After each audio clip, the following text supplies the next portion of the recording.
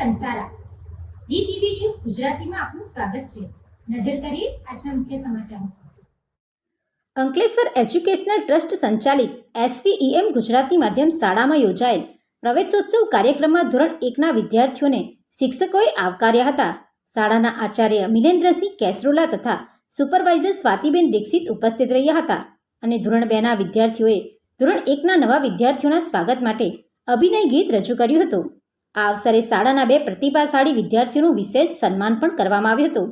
ધોરણ 4માં અભ્યાસ કરતા જીયાન ત્રિવેદીએ ગુજરાત યુનિવર્સિટી દ્વારા અમદાવાદ ખાતે આયોજિત ગુજરાત સ્ટેટ લોકલ બેડમિન્ટન ટુર્નામેન્ટમાં બોયઝ અંડર 11 સિંગલ્સ સ્પર્ધામાં 3જું સ્થાન પ્રાપ્ત કર્યું હતું.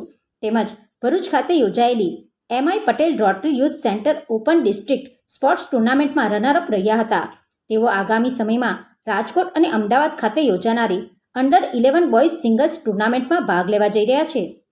તેમજ ધોરણ 5માં અભ્યાસ કરતા હરીન ગજ્જરે તારીખ 2 ફેબ્રુઆરી 2026ના રોજ વડોદરા સ્થિત BAPS સ્વામિનારાયણ મંદિરમાં આયોજિત કાર્યક્રમમાં માત્ર 10 મિનિટમાં દીક્ષાપત્રીના 51 શ્લોકો કંઠસ્થ રજૂ કરી ગિનીસ બુક ઓફ વર્લ્ડ રેકોર્ડમાં પોતાનું નામ નોંધાવ્યું હતું.